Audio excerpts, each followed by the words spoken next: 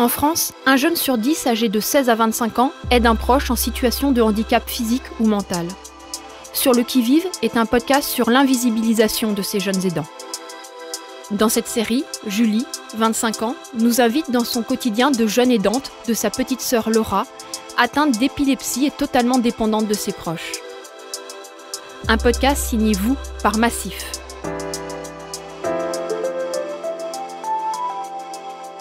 Épisode 3.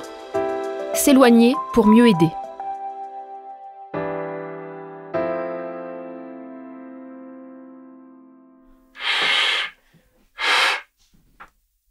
Je suis désolée d'avance si je fais des fausses notes. Vraiment.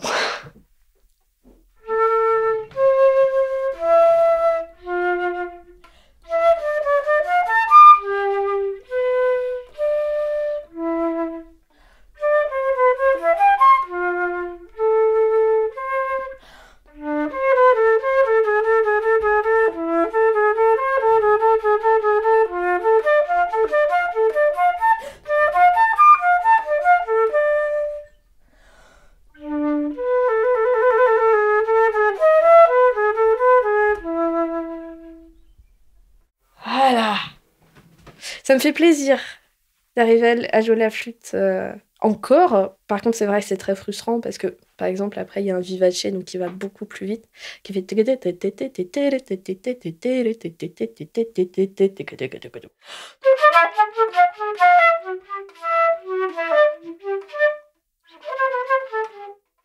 Voilà, j'y arriverai pas. Mon espace de liberté à moi, ça a été la musique. Mes parents m'ont inscrite au conservatoire, je devais à peu près avoir 6 ou 7 ans. Donc j'ai commencé la flûte traversière à cet âge-là. Je me suis rendu compte que c'était quelque chose qui me plaisait et dans lequel j'étais douée. Et donc du coup, j'ai continué là-dedans et c'était moi qui brillais. Quand je faisais des concerts, c'était moi que ma maman, elle venait voir. C'était moi qu'on applaudissait. C'était personne d'autre. J'aidais personne. Personne m'aidait. Enfin si, mes professeurs, bien évidemment, mais c'était mon travail qui était mis en valeur. Et il n'y avait personne d'autre dans ma famille qui faisait de la musique. Il n'y avait que moi. Et j'ai souvent confié Laura à son papa pour pouvoir aller au concert qu'avec Julie. C'était un moment à nous. On a le droit d'avoir l'attention de ses parents pour soi seul et de faire des choses pour soi. Le regard plein, c'est ce qu'on appelle un regard plein à Julie. Alors, le regard plein, c'est on laisse tomber les soucis avec Laura et on regarde que ce que fait Laura, que ce que fait Julie. Et le lapsus est intéressant. Parce qu'en effet, on ne s'occupe pas, on peut ne pas penser à Laura, par contre on peut penser à toute l'organisation qu'il y a dans la maison qu'il va falloir mettre en place. Et du coup, accorder un temps uniquement à Julie, que pour Julie, plein à Julie, et bien ça, elle n'en a pas bénéficié tant que ça. Mais parce qu'il y avait la fatigue, il y avait tout le reste. Et ça, c'est vrai. Et un jeune aidant, il a ça à porter. J'ai beaucoup aimé la musique. Ça a été ma bouée de sauvetage, en fait. Parce que quand j'en pouvais plus, quand je voulais aller autre part, quand je voulais quitter la maison, j'allais au conservatoire. Du coup, je me trouvais une salle, puis je répétais. Ouais, c'était mon espace. Julie, elle était très adulte depuis très longtemps. Par contre, elle s'est battue pour 18 ans partir, quoi. Je veux dire, fallait qu'elle aille à Lyon, qu'elle mette la distance. Quand je suis partie de Nevers pour aller à Lyon, ma sœur a eu beaucoup de mal à comprendre que je sois plus dans la maison. Et donc, tous les matins, d'après ce que me racontait ma mère, tous les matins, elle venait ouvrir la porte de ma chambre et vérifier si j'étais dans mon lit. Ça m'a brisé le cœur, vraiment. Et elle continuait de faire ça quand je rentrais à la maison, histoire de vérifier que j'étais bien là. Donc bon, là ça s'est un peu calmé, je crois qu'elle a compris que je vivais plus là, mais que je rentrais le plus possible. Qu'est-ce que tu fais là? Je colorie. Tu colories quoi?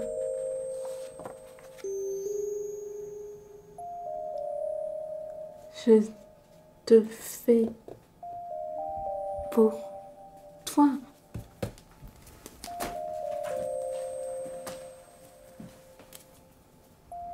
Et c'est quoi ça comme animal?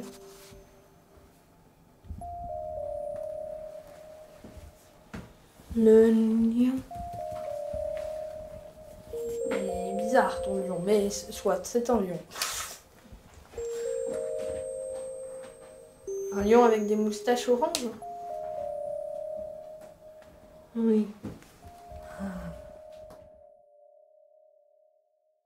Elle adore colorier. Elle a mais des dizaines et des dizaines de cahiers de coloriage. Elle est capable de faire ça pendant des heures. Juste, elle s'assied et puis elle colorie, elle colorie, elle colorie, elle colorie. Les danses, ça passe aussi par trouver des activités à faire à Laura. Faire des gâteaux, faire du dessin, faire du coloriage, faire de la peinture, faire du bricolage aussi. On a bricolé pas mal de choses qui étaient plus ou moins réussies.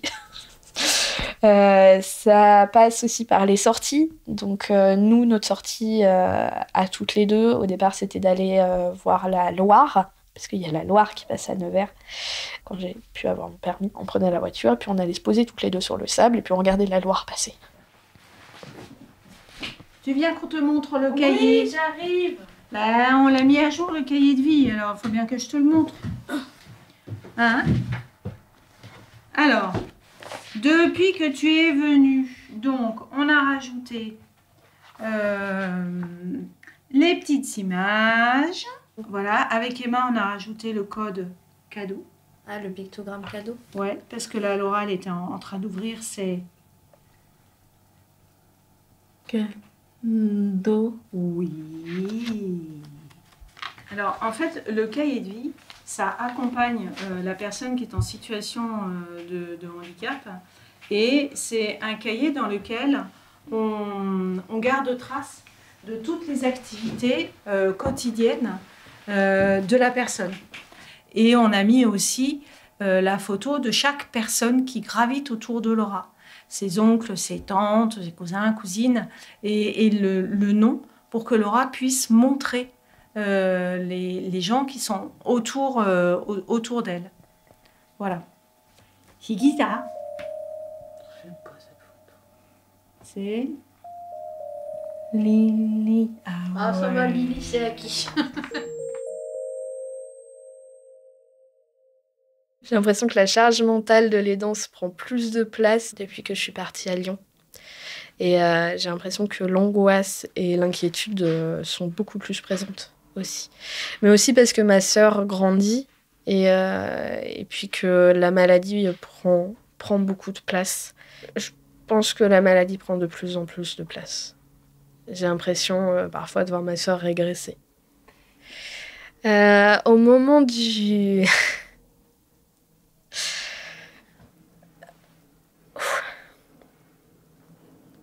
Ah, je suis désolée. Au moment du cahier de vie, c'est compliqué pour moi. Ah non, je peux pas. Je peux pas.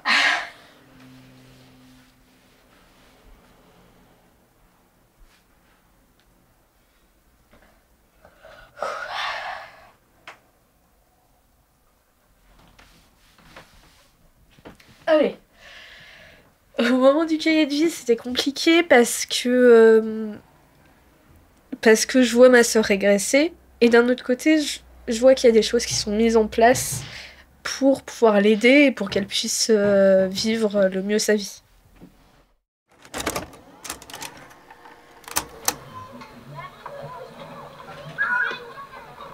Qu'est-ce qui se passe? Hein? Ça pique le pied, c'est ça? Alors là, on est au parc.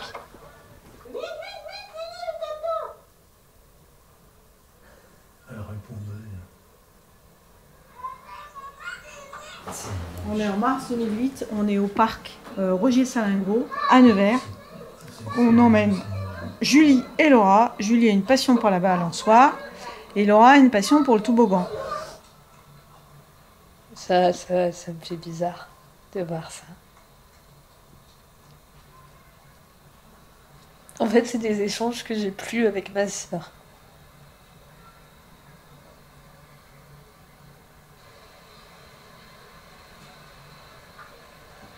Là, moi, je vois juste une petite sœur qui va vers sa grande sœur.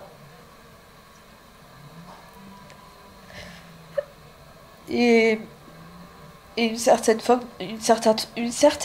d'insouciance des deux côtés. Et en même temps, je fais attention à chaque personne qui passe à côté d'elle.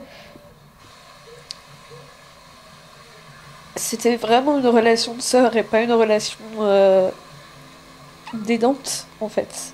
Là, la relation d'aidante, actuellement, prend beaucoup le pas sur la relation de sœur. Là, moi, j'étais enfant, et c'était vraiment une relation de sœur. Plus qu'une relation d'aidante.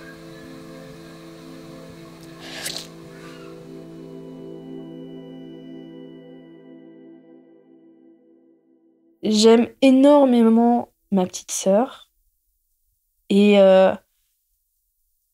je ferai tout ce que je peux pour qu'elle soit heureuse et pour qu'elle soit bien et tout ça, mais je veux pas m'oublier totalement là-dedans. Je veux dire, j'ai une vie, j'ai une existence à mener, j'ai des combats également à mener et j'ai une vie à faire pour moi. Et moi, j'ai pas demandé à avoir une petite sœur qui soit atteinte d'un handicap. J'ai demandé à avoir une petite sœur, mais pas atteinte d'un handicap. Dans les avions, on dit souvent que s'il y a un problème dans l'avion et que des masques à oxygène tombent, il faut que l'adulte mette le masque avant de pouvoir mettre le masque à l'enfant qui est à côté de lui. Justement parce que pour pouvoir protéger les autres, il faut soit être en sécurité avant.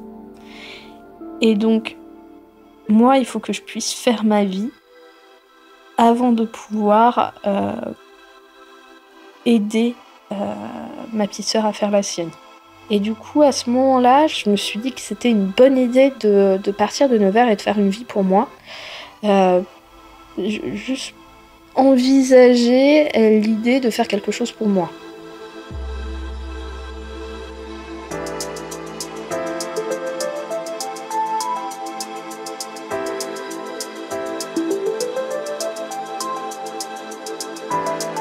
Si vous avez besoin d'informations ou de conseils, rendez-vous sur aveclesaidants.fr.